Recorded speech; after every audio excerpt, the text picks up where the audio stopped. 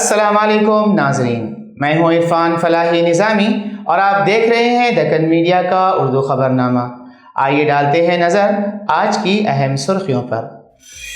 ہلدوانی میں 4000 کچی آبادیوں کو ہٹانے ہائی کورٹ کے حکم پر سپریم کورٹ نے لگا دی روک۔ عدالت عظمیٰ نے اتراکھنڈ حکومت سے 2 ماہ کے اندر متاثرین کی باز آباد کاری کے لیے جامع پالیسی کی طلب۔ تبدیلی مذہب کیس میں مولانا عمر گوتم اور مولانا کلیم صدیقی سمیت 12 کو عمر قید، 4 کو ملی 10 سال کی قید کی سزا۔ فیصلے کو ہائی کورٹ میں چیلنج کرنے دفاعی وکلا کا اعلان۔ انجینئر رشید جیل سے رہائی کے بعد سری نگر پہنچے، کہا دنیا کی کوئی طاقت کشمیریوں کو زیر نہیں کر سکتی۔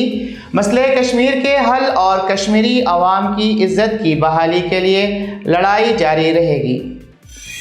اب خبریں تفصیل سے۔ اتراکھنڈ کے ہلدوانی علاقے کے بن پھول پورے میں 4000 سے زائد آبادی پر بلڈوزر چلانے کے لیے اتراکھنڈ ہائی کورٹ کے حکم پر سپریم کورٹ نے روک لگا دی ہے، اور اس سلسلے میں سپریم کورٹ نے اتراکھنڈ حکومت سے متاثرین کی باز آباد کاری کا جامع منصوبہ طلب کیا ہے۔ عدالت عظمیٰ نے حکومت کو 2 ماہ کا وقت دیا ہے۔ جسٹس سوریا کانت کی سربراہی والی بنچ نے یہ حکم دیا۔ رپورٹ کے مطابق سماعت کے دوران اتراکھنڈ حکومت کی طرف سے پیش ہونے والے وکیل بلبیر سنگھ نے کہا، عدالت کی ہدایت پر ہم نے کچھ اقدامات کیے ہیں اور مشترکہ میٹنگیں کی ہیں۔ متاثرہ خاندانوں کی شناخت کے لیے ٹیم تشکیل دے دی گئی ہے۔ انہوں نے کہا کہ ریلوے بحالی کے لیے زمین تلاش کر رہے ہیں، سروے کا کام جاری ہے۔ اس پورے عمل کو مکمل کرنے میں 2 ماہ لگیں گے، جس کے بعد عدالت نے 2 ماہ کے اندر بحالی سے متعلق ٹھوس پلان پیش کرنے کی ہدایت کی ہے۔ واضح رہے کہ گزشتہ سال 5 جنوری 2023 کو سپریم کورٹ نے ہلدوانی میں ریلوے لائن پر 4000 کچی بستیوں کو ہٹانے کے لیے اتراکھنڈ ہائی کورٹ کے حکم پر روک لگایا، اور 5 جنوری کو سپریم کورٹ نے اتراکھنڈ حکومت اور ریلوے کو نوٹس جاری کیا تھا۔ سماعت کے دوران درخواست گزار کے وکیل نے کہا تھا کہ اس معاملے میں کچھ لوگوں نے نیلامی میں زمین خریدی تھی۔ عدالت نے کہا تھا کہ اس میں ایک انسانی پہلو شامل ہے، حالات اور مسائل کا جائزہ لینا چاہیے۔ آپ اس بات کو یقینی بنائیں کہ مزید تجاوزات نہ ہوں۔ ATS کے خصوصی عدالت نے معروف اسلامی اسکالر مولانا کلیم صدیقی، اسلامی دعویٰ سینٹر کے بانی محمد عمر گوتم اور ان کے بیٹے عبداللہ عمر سمیت 12 افراد کو 2021 کے مبینہ غیر قانونی تبدیلی مذہب کے معاملے میں عمر قید کی انتہائی سخت اور غیر متوقع سزا سنائی ہے۔ NIAATS کی خصوصی عدالت کے جج وویکانند شرن ترپاٹھی نے سماعت کرتے ہوئے غیر قانونی تبدیلی کے معاملے میں 12 کو عمر قید اور 4 قصورواروں کو 10 سال کی قید کی سزا سنائی۔ اتر پردیش میں تبدیلی مذہب قانون کے نفاذ کے بعد پہلی بار مجرموں کو سزا دی گئی ہے۔ 2021 میں فتح پور کی ایک ٹیچر کلپنا سنگھ نے مولانا عمر گوتم کے خلاف بچوں کا غیر قانونی طور پر مذہب تبدیل کرنے کا الزام لگاتے ہوئے FIR درج کرائی تھی، جس کے بعد ATS نے بڑی کارروائی کرتے ہوئے ملک بھر میں گرفتاریاں کی، جس میں عمر گوتم بھی شامل تھے۔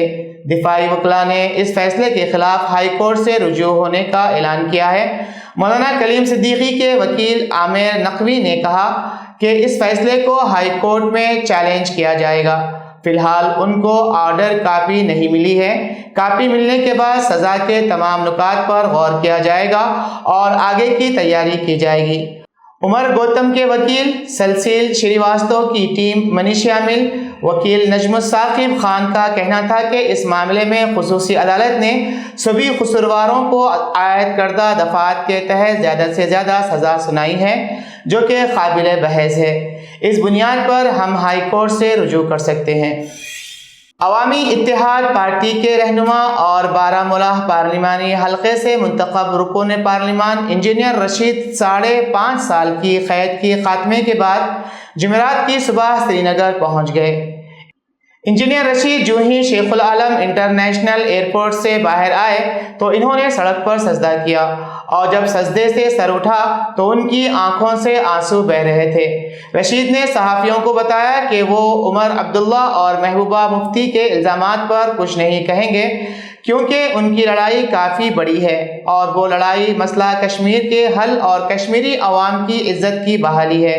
انہوں نے کہا کہ دنیا کی کوئی طاقت چاہے وہ نریندر مودی ہو یا امت شاہ ہو کشمیریوں کو زیر نہیں کر سکتے۔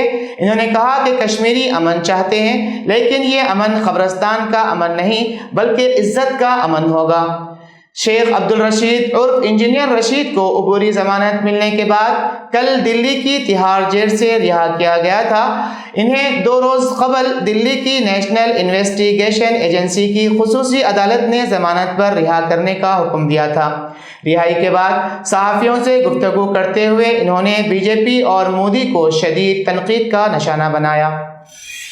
کرناٹک کے میڈیا ضلع کے ناگ منگلا میں گزشتہ رات کو گنیش وسرجن کے دوران فرقے وارانہ تشدد کا معاملہ سامنے آیا ہے۔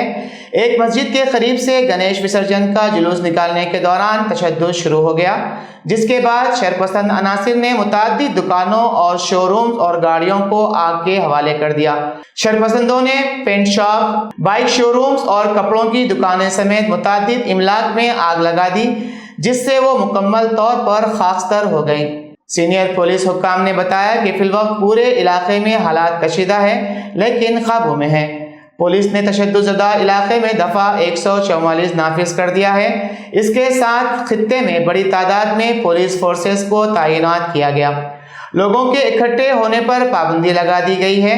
دوسری جانب ریاستی وزیر داخلہ جی پرمیشورا نے کہا حالات اب قابو میں ہیں اور بڑی تعداد میں پولیس فورسز تعینات کر دی گئی ہے۔ دونوں طرف سے 52 لوگوں کو گرفتار کیا گیا ہے۔ صحافیوں سے بات کرتے ہوئے انہوں نے کہا سینئر اہلکار وہاں کی صورتحال پر نظر رکھے ہوئے ہیں، اب پریشان ہونے کی کوئی بات نہیں ہے۔ وہاں اضافی سیکیورٹی فورسز کو تعینات کیا گیا ہے۔ آج کے لیے فی الحال اتنا ہی، کل پھر ملاقات ہوگی نئی خبروں کے ساتھ۔ دیجیے اجازت، اللہ حافظ۔